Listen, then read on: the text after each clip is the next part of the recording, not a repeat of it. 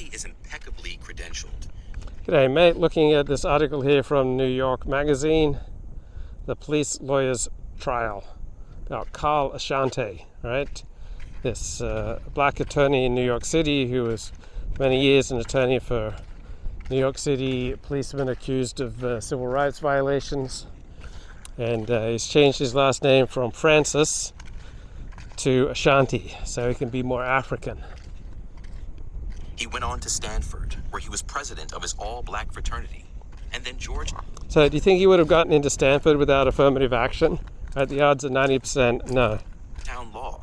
But when he returned to New York and entered the workforce, his trajectory slackened. At a succession of run-of-the-mill firms, Ashanti took cases involving businesses suing businesses. So maybe he was no longer the recipient of affirmative action. Right? Law is ruthlessly meritocratic. Right? You have to produce, you have to be conscientious, you have to work hard, you have to get along with people. And sounds like this guy has a hair-trigger temper. He's not particularly sociable or pleasant to be around.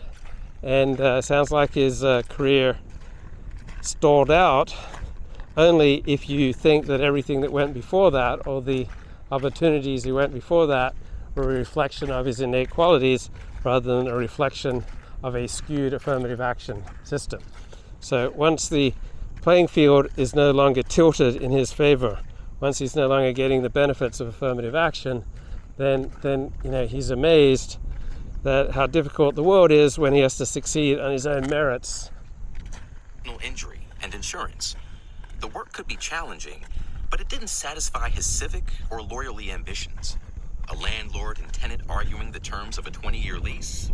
Well, guess what? Most people's jobs, don't satisfy their grander ambitions. So that's the nature of reality. This guy seems to have a problem with reality. Boring. Cattle call appearances in state courts before overworked judges? Uninspiring. Yeah, well, for most people, their work is boring and uninspiring. That's usually what men have to do. They want to support a wife and kids. They have to do boring and uninspiring work. One morning, on his way to the office, Ashanti says an officer pulled him over for erratic driving and falsely cited him for having lapsed insurance. And he did absolutely nothing, right? There's absolutely no truth to erratic driving, because it wouldn't surprise me if someone's driving reflected their erratic and difficult personality. He was held for 12 hours. Another time, while applying to a new... And if he was unjustly charged and held, could that likely have anything to do with the driving records of other people in his community, so that cops have been conditioned that certain groups tend to violate the law more often than other groups, and you need to treat differently.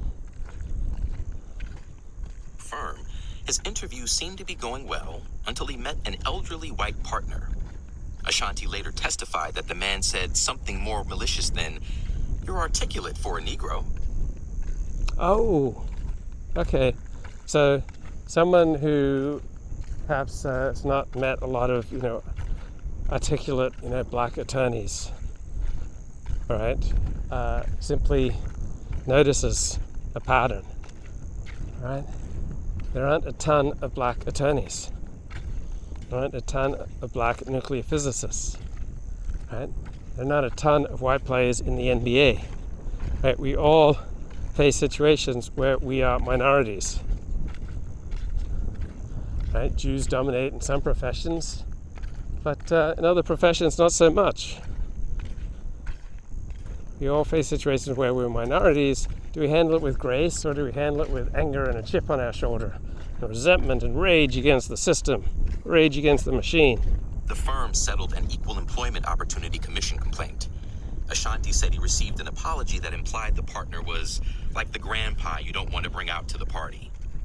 Oh, so this innocuous remark, he files an EEOC complaint Right? This guy is antisocial. This guy is dangerous. This guy is liable to go off at any time. This guy is just looking to pick a fight, just looking for reasons for rage and resentment. Right? How is that strategy going to work out in the long term? I suspect that strategy does not, generally speaking, endear you to people and does not lead to meaningful connections with people, and that other people are going to shy away from someone who is as reactive as this bloke, Karl Ashanti. 9 years passed in the lower tiers of corporate law. Ashanti wanted autonomy, and he wanted to conduct trials, maybe even change lanes to civil rights law. From an early age, he'd been he wanted to be the big guy. He wanted to be the big man. He wanted to be the hero. Right? He wanted to run things. He had ambitions. He probably had an exaggerated sense of his own abilities and his own importance, because so much had been given to him on a silver platter due to affirmative action. Hired by Thurgood Marshall, but he didn't have a civil rights background, and the longer he spent doing corporate law, the less possible switching tracks felt. He started talking with a recruiter, and when an opportunity arose at Special Fed, Ashanti listened with great interest. The cases would be in the federal courts, where the smartest jurists operate, and he'd be handling them soup to nuts, appearing before judges and juries. And the subject matter was appealingly complex. The main statute governing Special Feds... Oh, the subject matter is appealingly complex. So personal injury and tenant-landlord disputes, that's not complex. Right? Business law, corporate law, that's not complex. Right? He was already practicing law that was complex. So it's not the complexity that's really getting him excited here. There's tons of complexity in the law that he was already practicing. All right, this is delusion. Work, Section 1983, traces its roots to a Reconstruction-era bill known as the Ku Klux Klan Act that lets individuals sue local government officials for violations of their civil rights. All right, so are we really better off for multiplying the opportunities that people have to sue local government officials for violations of their civil rights? Is this really good for our society to have this focus on civil rights? Like, are we better off since the 1960s for all this civil rights legislation with reduced freedom of association, with an increasingly litigious world where people have to take more and more steps to reduce their chances of being sued? Has this really been some kind of boon for America? It's an extremely technical platform to litigate, with a century and a half of accumulated case law.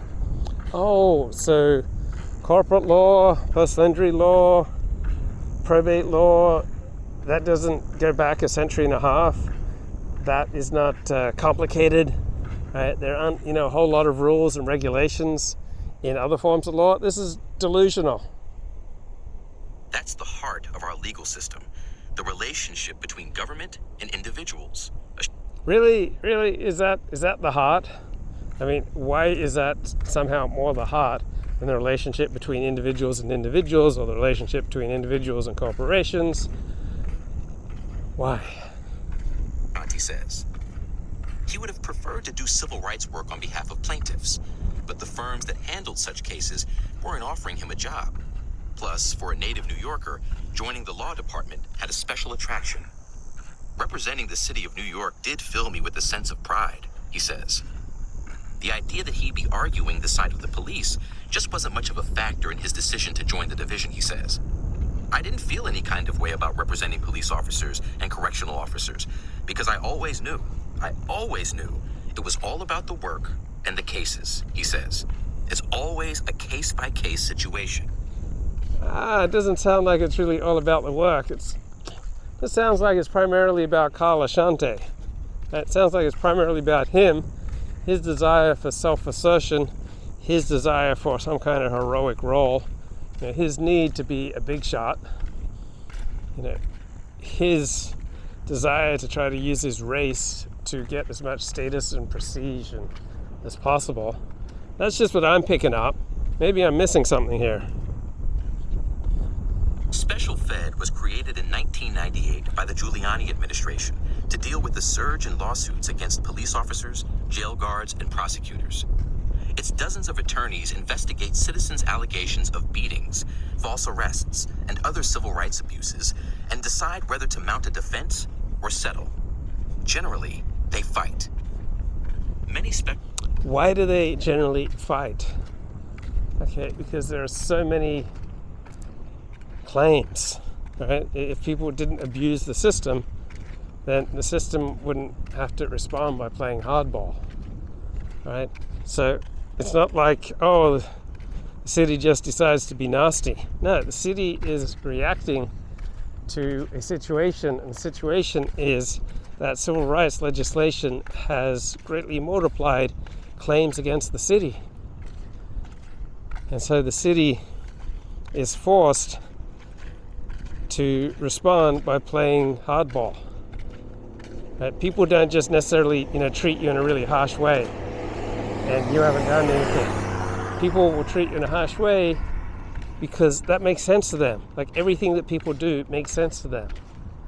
And so you can usually find rational explanations for why people act the way they do.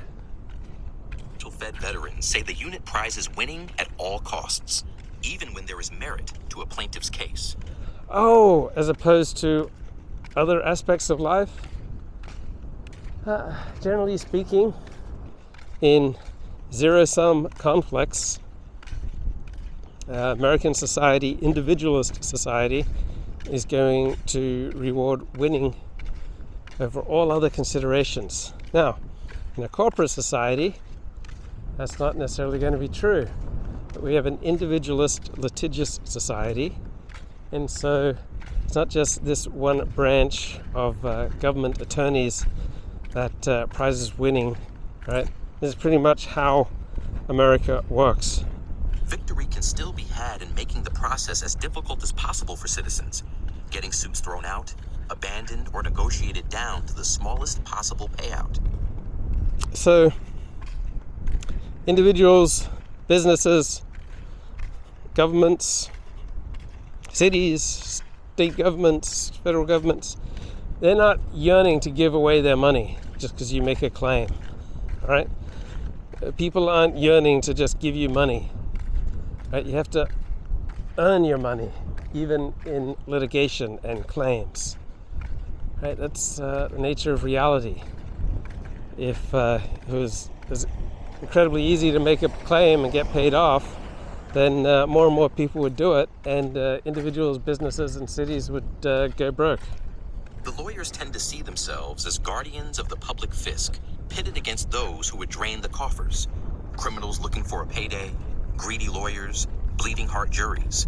They litigate aggressively, sometimes drawing rebukes from judges for violating court rules. So who is the most likely to litigate aggressively? Plaintiff attorneys, where their payout will depend upon what happens in the case, or defense attorneys who are on salary. Overwhelmingly, it is plaintiff's attorneys who are the most aggressive, who are the most innovative, who push boundaries and break the rules more, right? It's overwhelmingly on plaintiff's side because their payout depends upon winning, right? They're usually taking these cases on contingency, right? The defense attorneys, they get paid by racking up as many hours of billing as possible. Well, they're on salary, so it doesn't really matter. They're not working on one case, they're working on another. So given the way incentives, financial incentives are laid out, plaintiffs' attorneys who are working on contingency are much more likely to push boundaries and break laws to try to win, because that's where the incentives are. Blowing deadlines and pressing the boundaries of professional conduct.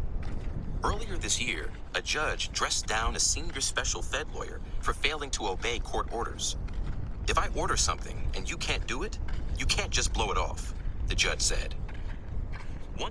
Attorneys who routinely disobey court orders not going to be long for the legal profession.